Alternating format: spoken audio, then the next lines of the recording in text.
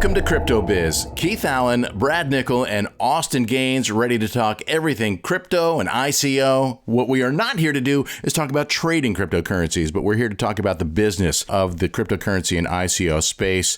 Brad, why don't you take a second and introduce who we are, what we do, and why we're qualified to be here. I'm not sure we are qualified. Well, we have a website. We do have a website and clients.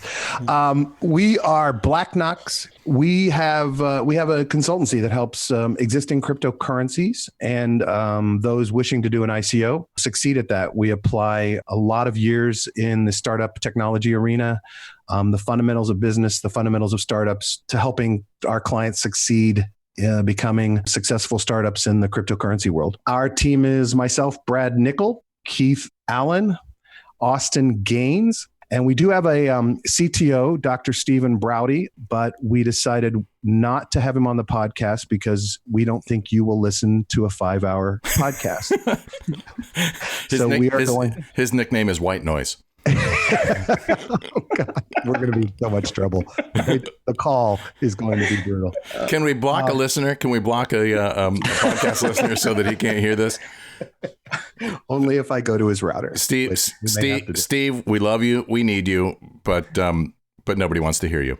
We apologize in advance. Steve is brilliant. He's out there doing work for all kinds of really cool organizations. In the past, he's done work for NASA and the United Nations, and he is exactly the tech person you want on your team for analysis and planning and architecture, but he is not the person you want on your podcast. You know what? Maybe we'll have him on for an episode and we'll talk tech and we'll get him going, and then I'll go mow my lawn and wash my car and come back. Now, look, we'll have him on for those that are for when we're profiling ICOs strategies that have a really strong technical component to it, right? We're talking to a couple right now that have some really cool tech, and Steve's doing the analysis on those, and we definitely want to bring him on. No, so. You know what we can do seriously, and this, this is kind of top of mind just because of the, what's on TV these days, Oscar season, that just happened. We'll get some like playoff music, like when they're running long at the Oscars and he starts running on, and we'll just play the music, play him out, and we'll move on. If we could just fade Mike on that, that'd be great. Oh, we should mention Riley Markowitz, who's an analyst for us, doing a lot of great work, helping us climb through the pile of white papers that enter our world every day. Yeah, a really brilliant mind, a young crypto enthusiast from an early age, and has been really doing a phenomenal job of helping us weed through the ocean of white papers that come our way. And quite honestly, just a quick note on our business, we're pretty selective about who we work with. We see a lot in this space, and as excited as we are about the space, we know that there's some phenomenal, really brilliant, innovative ideas, and then there are some 16-year-olds in Estonia who jot down some ideas and think they can go raise $50 million.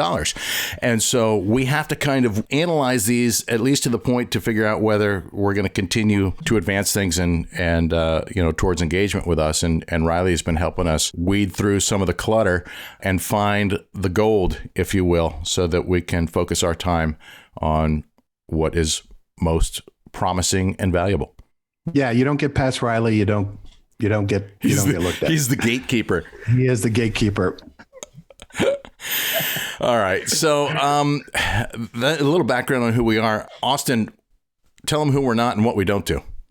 Okay, so we are not financial advisors, attorneys, or tax advisors. Nothing should be considered investment advice, and investment in crypto is a risky business. So always keep that in mind when you're looking at your next venture, whatever else you're going to get into. Crypto is risky. This has been a really volatile week. No question about that. And we should probably just dive right into that. We have spent quite a bit of time tossing around ideas on what we wanted to do on today's show. We talked about, how to set up an ICO. We talked about blockchain integrations. We talked tokenomics, navigating, the regulatory environment that is ever changing, ICO do's and don'ts and success and failure stories. But this is a really volatile and fluid market. And like the industry, we remain fluid. So, there's been a windstorm of new regulatory issues coming up this week. It's had a significant impact on the market with a pretty large sell-off and scared a lot of crypto investors and traders. So why don't we start there, Brad? Yeah, can we start with the fact that the SEC is going to single-handedly drive innovation and cash out of the United States? I'm sorry, I wasn't going to be that dismissive, but I'm just, rather than this piecemeal thing they're doing, I wish they would just take a month and figure out what the rules are.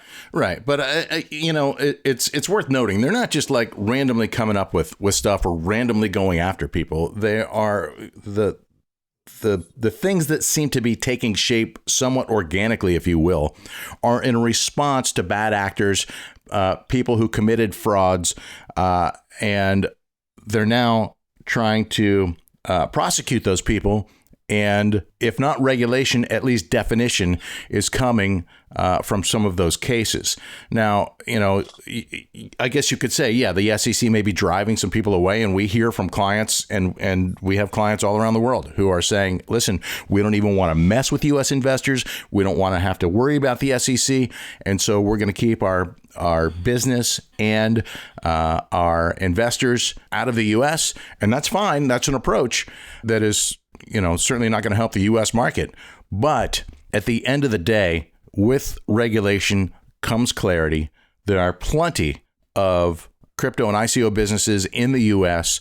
And if they think that they can keep trying to circumnavigate the regulation that's there or what's coming, they're going to have some challenges. You really have got to, if you're going to work in this space, you have got to, like it or not, be cooperative and be willing to not just be willing to accept the regulations. You need to be proactive about following the tone that the SEC and the CFTC are setting.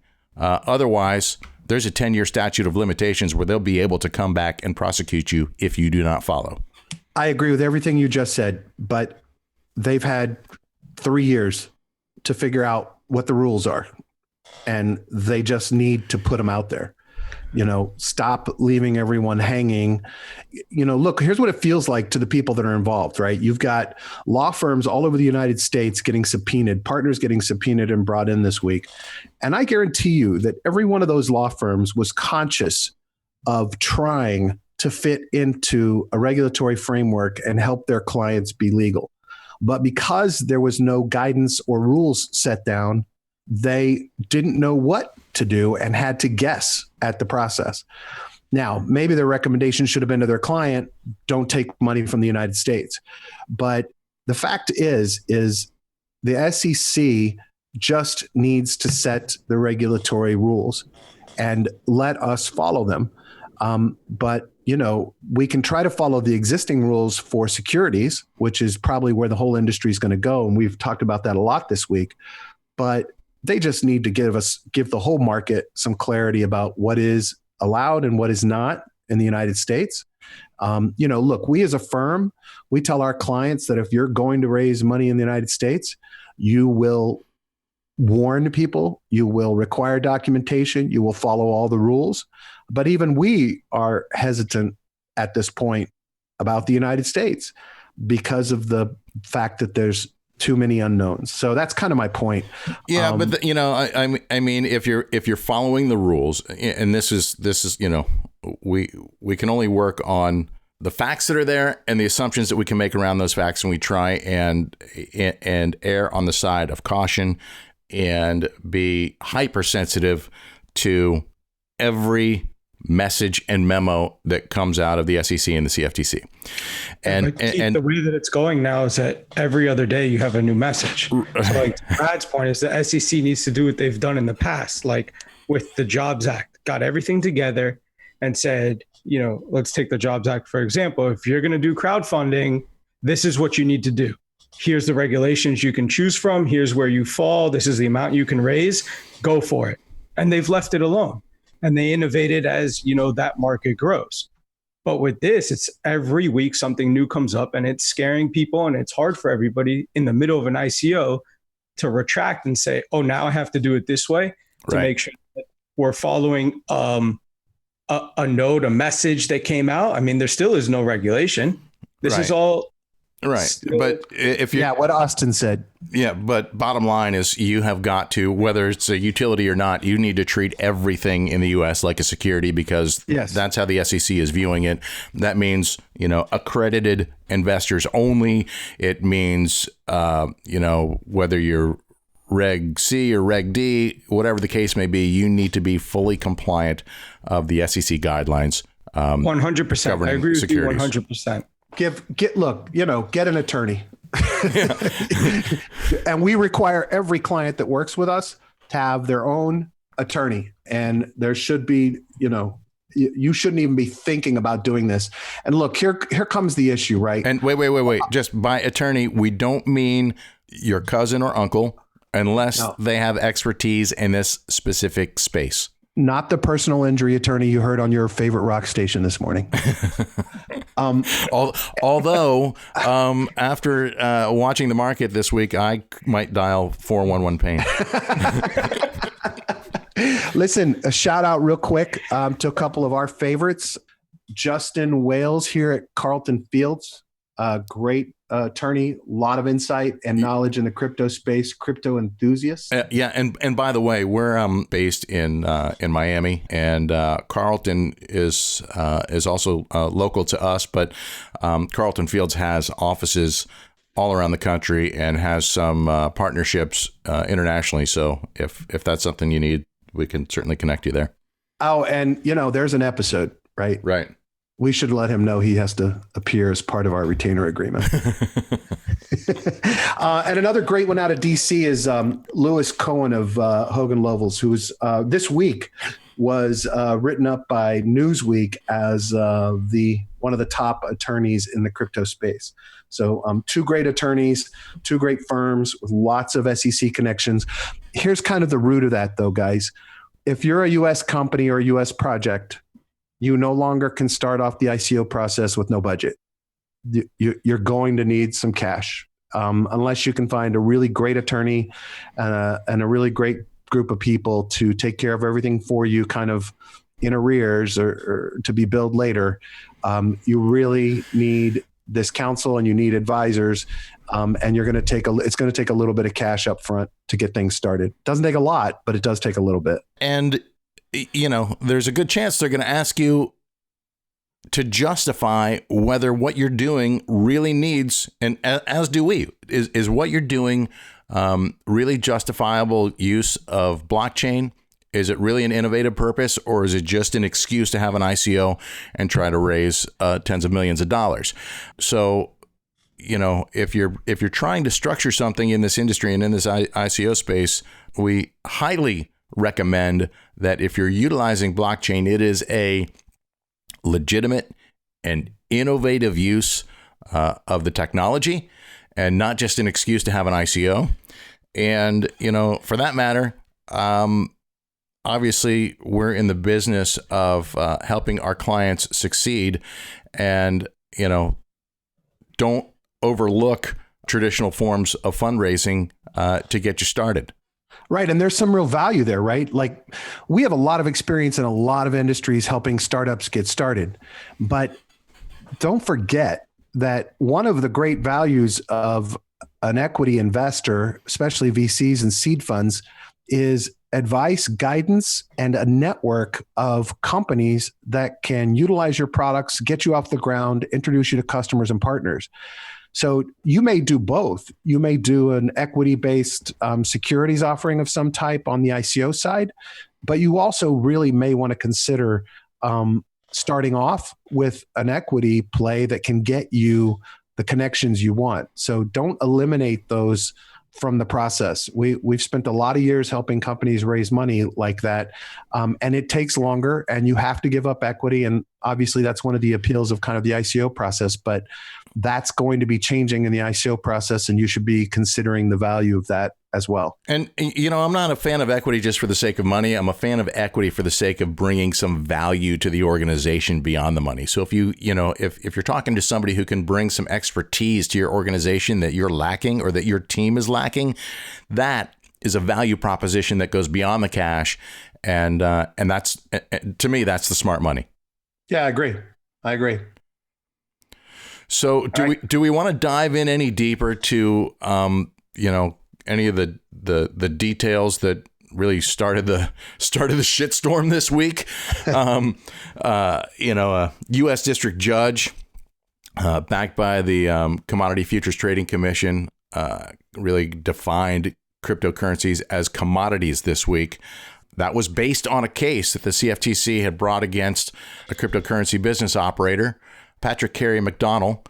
And this was a guy who had an exchange, was, we could sum it up by saying he was a bad actor, took some money, and didn't deliver what was promised.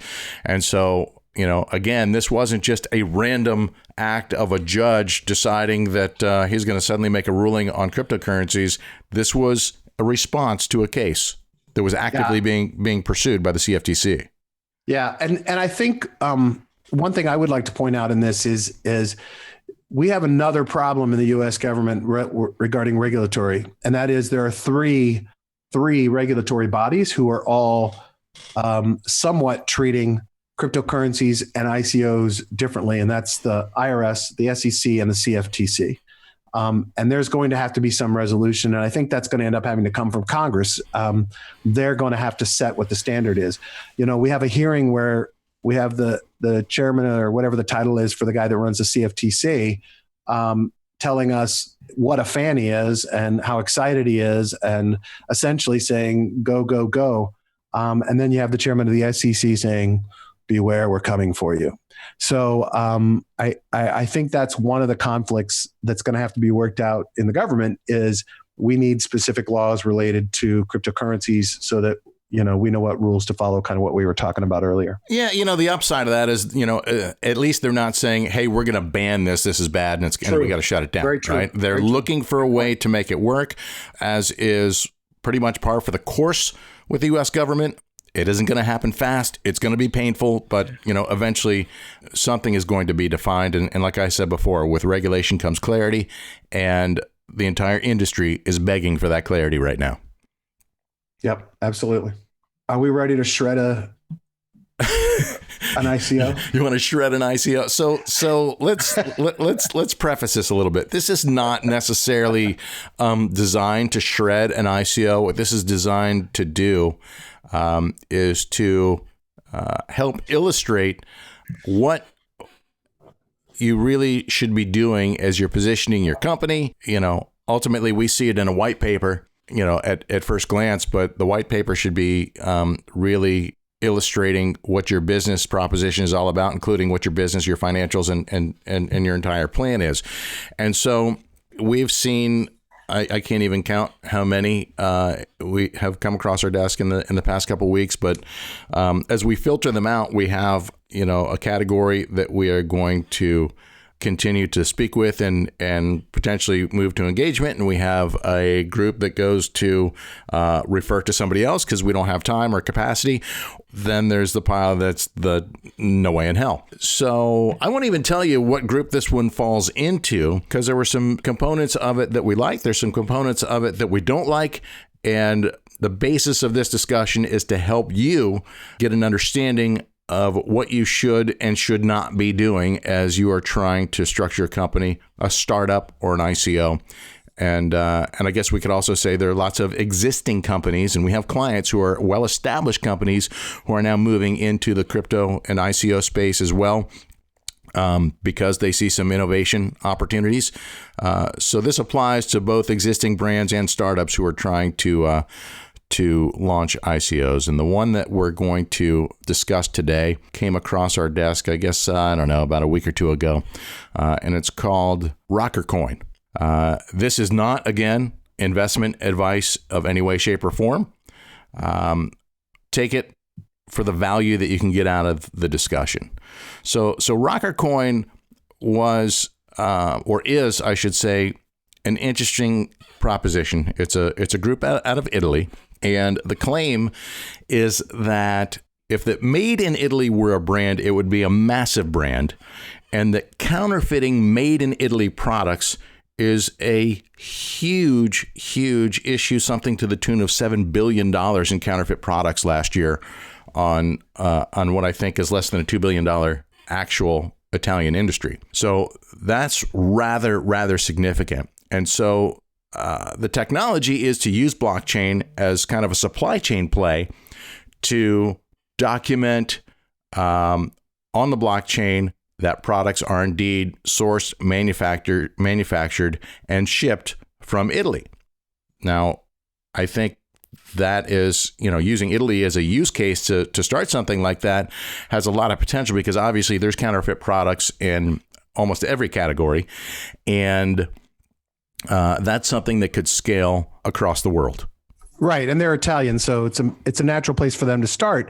But the idea is that there's a, if I'm remembering this correctly, there's a QR code that goes with each item so that you can track back its origins, so that the consumer will know whether it's legitimate. And because it's blockchain, it's uniquely stored in the ledger, and the verification process is much safer, so that counterfeiting becomes next to impossible, which makes a huge amount of sense in all markets, right? Electronics and everything else.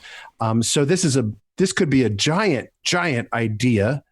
And we're big fans of starting in a niche and really like that concept. So I think all of that is good, but they had partnerships already established with major logistics companies who are going to partner with them and help bring validity, not only help bring validity to the to the whole concept, but also provide some of the working pieces in the supply chain.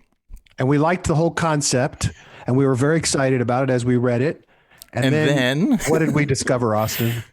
And then they wanted to build them all. Because that's the natural progression, right? Right. Look, we're Italian. We like to shop. Right. So let's not shop for counterfeit stuff, but, products. Let's just build them all where we know everything in this mall is legit from our QR code. But let's take all the money we raise in an ICO and put it to building actual infrastructure. And it just went downhill from there. Right. So in all fairness, there is money designated to go towards developing the blockchain product and getting that part going, right? But purchasing the real estate and building the mall is a huge undertaking and costs a great deal of money. Now, here in the U.S., we could argue that the mall model is dwindling in the U.S. Well, you could get one cheap here. Right. Exactly. You could go buy an empty mall pretty easily. They're almost parking lots. But in Milan, where they're proposing to build this, it's understandable that that's still a very popular way to shop. The concept is that it is all designer high-end Italian brands, and people would know that they are getting authentic Italian products, and they could, of course, in that mall with all of the high-end brands in that mall, they could shop and buy product with the Rocker coin. So this is kind of a way to feed the ecosystem. Well, on an e-commerce play, if they said that the made in Italy anti-counterfeiting blockchain is going to ensure that the products are all truly legitimate made in Italy products, and you may buy those products with your Rocker coin anywhere whether it's in on e-commerce or brick and mortar, that's okay, right? That's a use of the coin, a use of the token within the ecosystem, and I'm okay with that. But building the mall seems like a major large-scale project that is a distraction, in my mind, on the business model, a huge distraction from what they seem to be doing. Yeah, it makes me think the mall was a goal from the beginning, because it's like shoehorned in there. So, look, we've dealt with. Go ahead. I think it's them being just too into the idea and not taking a step back and saying, like, what parts of this idea can we implement and really be functional and really get our tech across to people. And I think that because in Milan that shopping is still such a big thing at malls, it just muddied up the water, knowing that, okay, so this is what we usually do. This is where we go to buy our products. And, we need to somehow integrate that into our whole idea here. So instead of taking a step back and trying to pick out the parts, what is necessary and what is not necessary, I just don't think they did a good job of doing that. And it's hard for these startups to take a step back and try to take an outside view in and say, pick out those things, because when you have an idea, it's just sitting there and you think everything about it has a specific purpose to it. And that's kind of where we come in and start dissecting it and saying, do you really need these parts and how are they going to work together? In this case, the mall stood out to us as something that doesn't seem necessary and is taking away from the good of the idea. Right. No question. And this isn't the first startup we've dealt with that didn't have the proper kind of narrowed focus that you have to succeed out of the gate. Right. I think the Italian focus on the counterfeiting really helped narrow that, even though that's a giant market, and was a good way to keep a narrow focus. We all kind of were really concerned about the decision-making process when you really look at what it takes to build them all in lieu of everything else. Now, we should let everyone know RockerCoin is not a client of ours. So we're not. And they're not going to be now. but we're not getting a call back on this one. This is, suddenly I don't think they're calling. So this is not just a lesson for an ICO. Okay. This holds true for any startup, right? You've got to, it's very easy to get distracted and go, what else can we do to bring value to what we're doing? And if we can add this layer here and we can add this layer there and another part over here, you get caught up in thinking you're building a stronger, more valuable product, but you have to be very careful that what you end up with is not a huge distraction and departure from what you originally set out to do. Yeah, I agree totally. And look, sometimes you're trying to fill in the gaps on the revenue. Right. But this is one of those that you don't have to fill in the gap. It doesn't matter if the first few years there's not billions in revenue. It's a play that's going to last a long time. And if you can be the anti-counterfeiting infrastructure, manufacturers are going to be knocking at your door if you prove it works. So prove it works in a narrow fashion, and then you can grow from there. Well stated. Well, guys, I think that was actually pretty good for episode 1 of the CryptoBiz podcast. Yeah. First one was good. Well, at least we like to think so. But if we just tell ourselves that, it will be. That's right. You know what? The way this podcast takes shape is really up to you, the listener. So if you have a topic you want us to cover, or you have some questions about startups or ICOs, blockchain, or anything related to the crypto industry, ping us on Telegram at CryptoBiz. Simple as that. At CryptoBiz on Telegram, and we will take all ideas into consideration. And even if you have good ideas of how we might integrate our CTO, Dr. Browdy, into the mix, I'm sure he would appreciate that. And also, if you have an ICO that needs to be reviewed, you can reach out to us on Telegram as well at CryptoBiz, one that you'd like us to review on the show. And if you'd like Riley to shred your white paper, he's waiting for you on Telegram at Blacknox. All right. Yes. Get past the gatekeeper, and then we move forward. We appreciate you listening. For Brad Nickel, Austin Gaines, my name is Keith Allen. Ping us at CryptoBiz on Telegram.